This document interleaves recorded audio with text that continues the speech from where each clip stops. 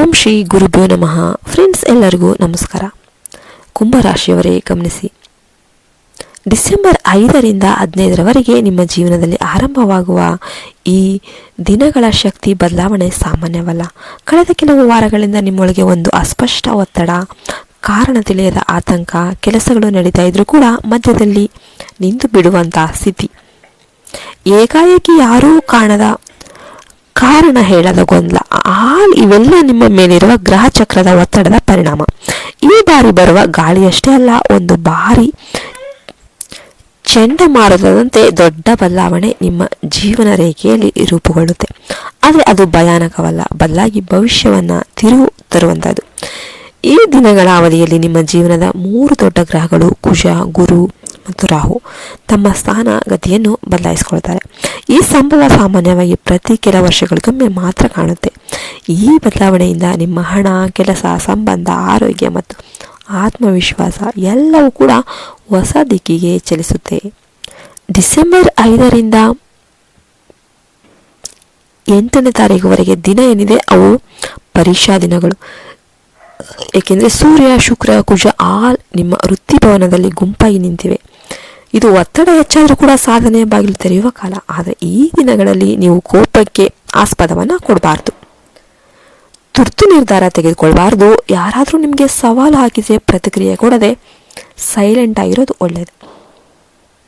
ಇನ್ನು ಡಿಸೆಂಬರ್ 5 ಏನಿದೆ ಅದು ವಿಶೇಷ ದಿನ. ಇದೇ ದಿನ ನಿಮಗೆ ಗುರು ನಿಮ್ಮ 5ನೇ ಮನೆಗೆ ಪ್ರವೇಶ ಮಾಡ್ತಾರೆ. ಗುರು 5ನೇ ಸ್ಥಾನಕ್ಕೆ ಬಂದರೆ ಅದು ಬುದ್ಧಿ, ವಿದ್ಯಾಭ್ಯಾಸ, ಮಕ್ಕಳ ಭವಿಷ್ಯ, ಪ್ರೇಮ ಎಲ್ಲ ಕೂಡ ಬೆಳಕು ಅನ್ನೋದು ತುಂಬುತ್ತೆ. ಇತ್ತೀಚೆಗೆ ಮಕ್ಕಳು ಓದಿನಲ್ಲಿ ಕಾನ್ಸಂಟ್ರೇಷನ್ ಕಳೆದುಕೊಂಡಿದ್ದೆ ಆದರೆ ಮನೆಯಲ್ಲೇ ಗೊಂದಲ ಇದ್ದರೆ ಎಲ್ಲವೂ ಕೂಡ ಈ ದಿನದಿಂದ ಬದಲಾವಣೆ ಕಾಣುತ್ತೆ.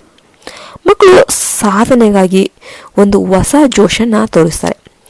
ಗರ್ಭಧಾರಣೆಗಾಗಿ ಕಾಯ್ತಾ ಇರುವ ಮಹಿಳೆಯರಿಗೆ ಇದು ಅತ್ಯಂತ ಶುಭದ ಸಮಯ.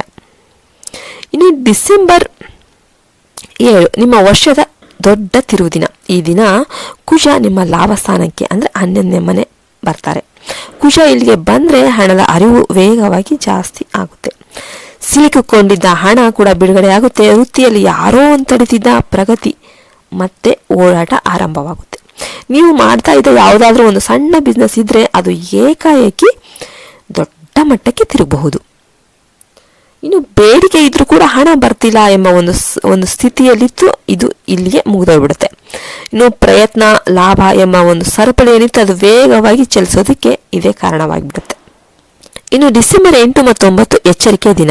ಚಂದ್ರನು ನಿಮ್ಮ 6ನೇ ಮನೆಗೆ ಹೋಗ್ತಿರೋದ್ರಿಂದ ಆರೋಗ್ಯ, ಕೆಲಸದಲ್ಲಿ ಒತ್ತಡ, ವಾದ ವಿವಾದ ಎಲ್ಲವೂ ಕೂಡ ಸಾಧ್ಯ. ಈ 2 ದಿನಗಳಲ್ಲಿ ಹೊರಗಿನ ಆಹಾರ, ಸಾಲ ಕೊಡೋದು, ಜಗಳ ಅಬ್ಜುಲೇಟ್ಲಿ ನೀವು ಮಾಡೋದಕ್ಕೆ ಹೋಗಬೇಕು.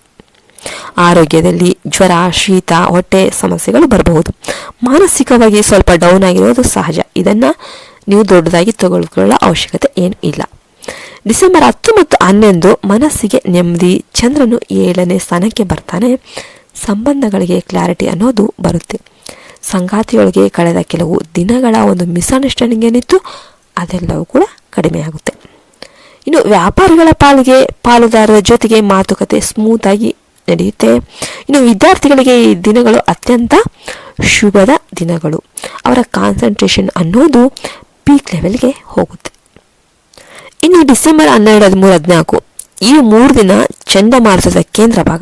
ಚಂದ್ರನು 8ನೇ ಮನೆಯಲ್ಲಿ ರಾಹುವಿನ ದೃಷ್ಟಿಗೆ ಸಿಲುಕ್ತಾನೆ. ಇದರಿಂದ ಅತಿಯಾಗಿ ಯೋಚನೆ ಮಾಡೋದು, ಆತಂಕ, work delay, vehicle issues, gadgets ಕೆಟ್ಟು ಹೋಗೋದು ಎಲ್ಲವೂ ಕೂಡ ಕಾಣಬಹುದು. ಈ 3 ದಿನಗಳಲ್ಲಿ ಯಾವ ಹೂಡಿಕೆ, ಯಾವ ದೊಡ್ಡ ನಿರ್ಧಾರನೂ ನೀವು ಮಾಡೋದಕ್ಕೆ ಹೋಗಬೇಡಿ. ಮನೆಯವರ ಮಾತಿಗೆ ಓವರ್ ರಿಯಾಕ್ಷನ್ ಕೊಡೋದಕ್ಕೆ ಹೋಗಬೇಡಿ. ಅತ್ತೆ ಮಾವನ ಜೊತೆ ಅನ್ನೆಸರಿ ಮಾತುಕತೆಯನ್ನು ತಪ್ಪಿಸಿ ಸಣ್ಣ ವಿಷಯವನ್ನು ದೊಡ್ಡದ ವಿಷಯ ಆಗಿ ಮಾಡೋದಕ್ಕೆ ಹೋಗಬೇಡಿ. ಅಡ್ಜಸ್ಟ್ ಮಾಡ್ಕೊಂಡು ಹೋಗೋದು ಎಲ್ಲದಕ್ಕೂ ಒಳ್ಳೆಯ ಗುಣವಾಗಿರುತ್ತೆ.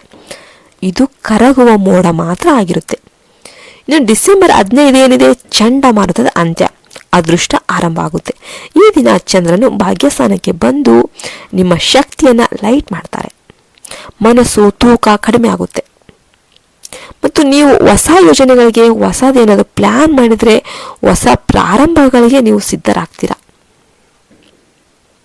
ಪ್ರಯಾಣ, ಧಾರ್ಮಿಕ ಕಾರ್ಯ, ಹೊಸ ಕೆಲಸ ಆರಂಭ ಎಲ್ಲದಕ್ಕೂ ಕೂಡ ಇದು ಅತ್ಯುತ್ತಮವಾದ ದಿನ ಅಂತಾನೆ ಹೇಳ್ಬಹುದು.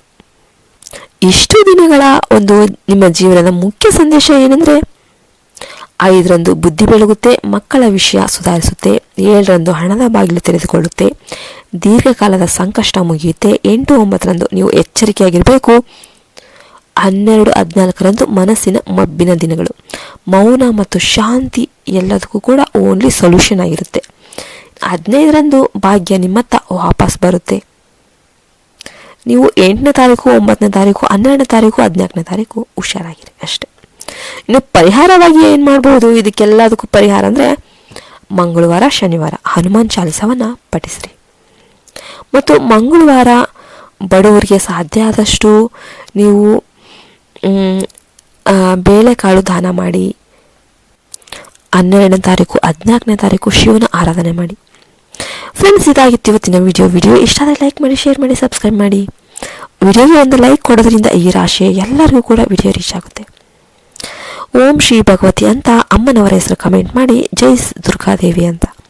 ಮತ್ತೆ ಇನ್ನೊಂದು ವಿಡಿಯೋದಲ್ಲಿ ಸಿಗೋಣ. ಅಲ್ಲಿವರೆಗೆ ನಮಸ್ಕಾರ. ಜೈ ಹಿಂದ್, ಜೈ ಭಾರತ್ ಮಾತೆ. ಹರಿ ಓಂ ತತ್ಸತ್. ಸರ್ವೇ ಜನೋ ಸುಖಿನೋ ಭವಂತು.